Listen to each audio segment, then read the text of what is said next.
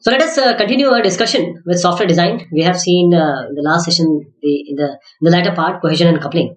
Now, what about neat hierarchy? We need to have a clear hierarchy. So control hierarchy, which should represent the organization of modules, and the control hierarchy, we also known as program structure. And in common notation, we have seen in the form of structure chart a tree-like diagram to represent this. It clearly shows the neat hierarchy. And what about neat arrangement of modules now? This means low fan out and abstraction. This also we have seen. So what would be the characteristic of module structure? First is your depth, then we have width, and then fan out. What is depth in module structure? The number of levels of control. In width, we have overall span of control. These are the controls. If you have a program, then how the controls are changing, or if you have modules, how these controls are changing in the program. What about fan out? This is a measure of number of modules which are directly controlled by a given module. So this is a one module, this is the second module, we have two more modules. If this module is controlling these three, then we say that the fan out of this module is 3. And what about fan in? Just reverse of fan out. This indicates how many modules directly invoke a given module. So if this is a module and it is invoked by, say, these two modules, then we say that the fan in of this module is 2.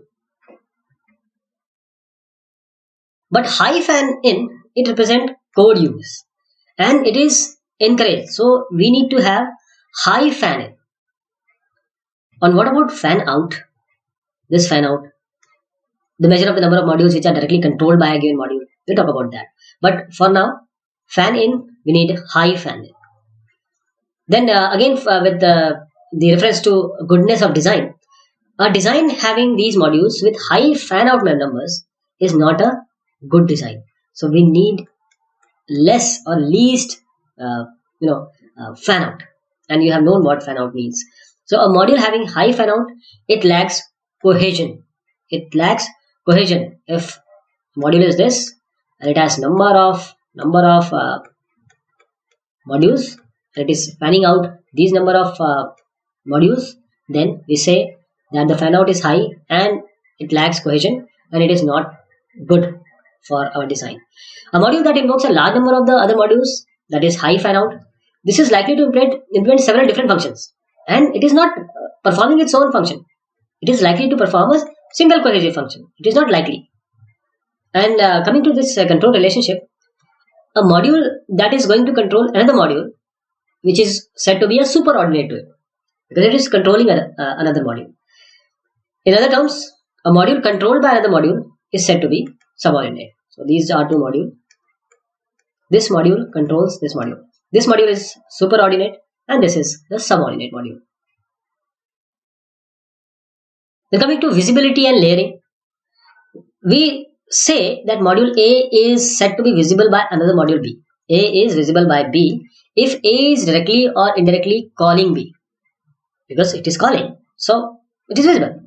On layering principle, it would require modules at a layer can call only the modules immediately below it. There are various levels. So this should call this layer and this should call this layer. What about abstraction? Abstraction means the lower level modules, they do input, output and other low level functions. And upper level modules, they do managerial functions. Upper level managerial, while lower level input, output and low level functions. So what would we want with a good design? The principle of abstraction requires these lower level modules doing input, output and low level functions do not invoke functions of higher level modules which are doing managerial activities. This is also known as layered design. We have talked about higher or high level design and low level design.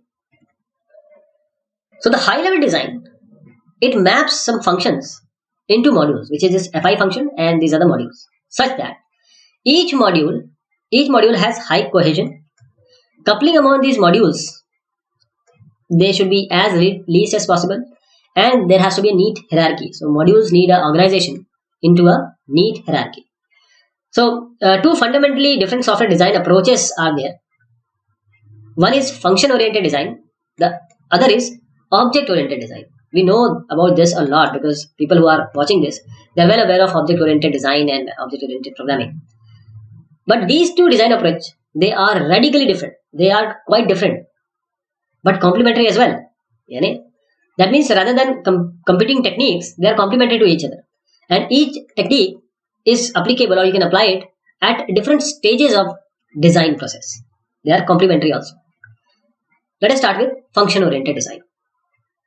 So function oriented design, we look the system as something that is performing some function fi, okay, some function, and starting at this high level view of the system, these functions, they are subsequently or progressively refined into more detailed functions. So we divide them into more detailed functions, and these functions, now divided functions, they are mapped to the module structure which you just saw. For example, let us take a function called create new library member. What it does, it creates the record for a new member, assign a unique membership number, and prints a bill towards the membership. And this create library member function, it consists of the first one, right? It create new library member function has some sub functions. First is to assign a unique membership number, then create membership record and print bill, because it is actually doing these three tasks. So we have to have three sub functions. And each sub function, which you just saw, three of them, they are split into more detailed sub functions, and so on and so forth, till the time the function organization is good and we find a good cohesiveness. So the system state is centralized and it is accessible to different functions which we have divided. And these member records, for example, available, they are available for reference and updation to several functions like create new members and delete member and update member record, just for member records. So several functions, this for function oriented design, there are approaches that have been developed. We have structure design, Jackson's structure design, Warnier or Ritz stepwise refinement, and Hatley and piecewise methodology. Now coming to object-oriented design. We assume or view the system as a collection of objects, that is real-world entities. This system state is then decentralized among these objects, and each object manages its own state information. So object has its own responsibility of management of various states. For example, if we have a library automation software, then each library member is a separate object. And each object, I must say, has their own data and functions. And these functions, they are defined for one object and cannot directly refer to the chain data of other objects. So one object, own data and function, one function, object can call this function. So it is all the objects are going to call those functions, and they're not going to change the data of other objects. So objects have their own internal data and will define their state. And these similar objects, they constitute a class. If we have number of objects, these three are similar, these three are similar. So this represent one class, this represent the other class. And each object is a member of some class. It has to be. And classes may inherit features from superclass, because if I have this class and this class, inheritance may occur from superclass. So object, they communicate by method called message passing. They communicate through message passing. So what is the difference between object oriented and function oriented design? So unlike for this function oriented design which we just saw in the former part, in object oriented design the basic abstraction is not function like sort, display or track, but real world entities such as employee, picture, machine, radar, system. This is the difference. And in object-oriented design, the software is not developed by designing functions like update employee record or get employee address. This is not done, but just by designing objects such as employees and departments. So first we talk about objects, we make a class, and then we talk about functions. Grady Booch, he sums up this fundamental difference. He says that identify verbs if you are after procedural design, and nouns if you are after object-oriented design. Object-oriented design, nouns that are real-world entities, objects.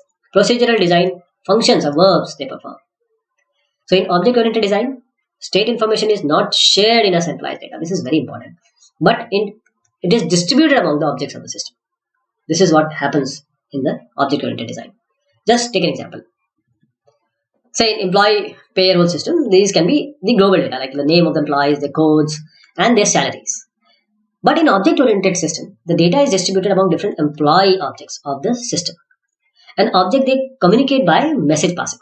So one object may discover the state information of another object by just interrogating it through message passing. Somewhere or the other, the functions must be implemented. So the functions are usually associated with specific real world entities, which are called objects, and they directly access only part of the system state information. So function oriented techniques, they group functions together if and only if, as a group, they make them as a group, and they constitute a high level function in function oriented techniques. But in object oriented techniques, the group function together on the basis of the data which they operate on, not on the functions, but their data they operate on. To demonstrate the difference between object oriented and functional oriented design approach, we have automated fire alarm system for a large building.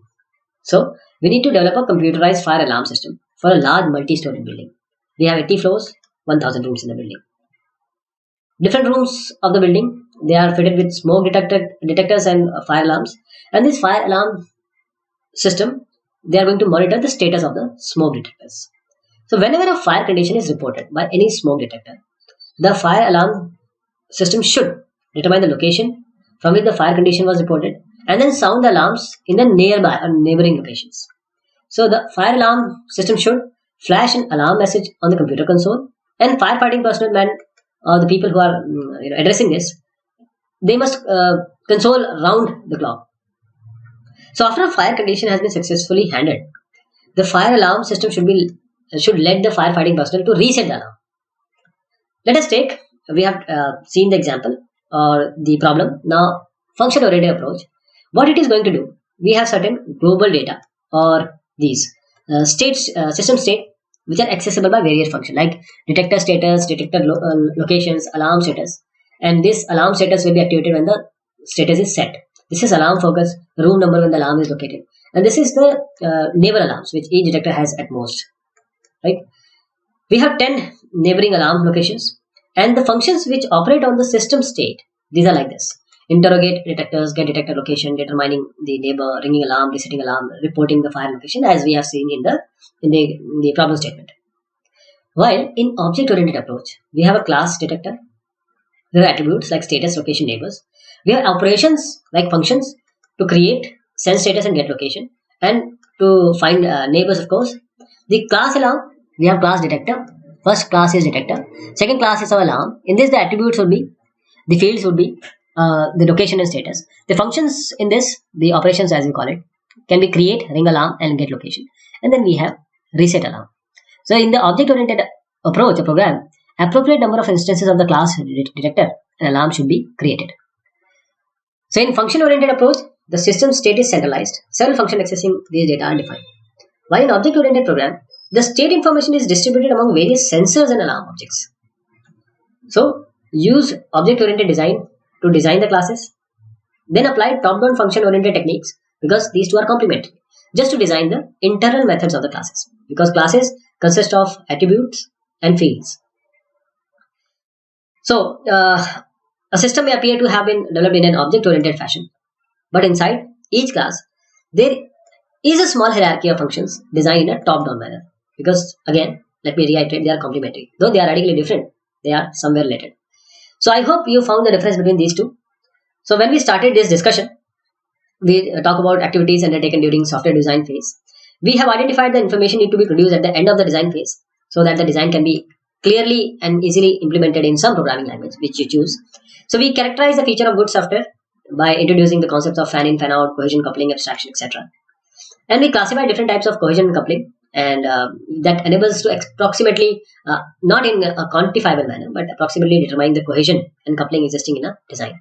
And there are two different approaches to software design. First is function oriented approach and object oriented approach, and we saw the essential philosophy between these two approaches. And these two approaches are not competing, but they are actually complementary to each other.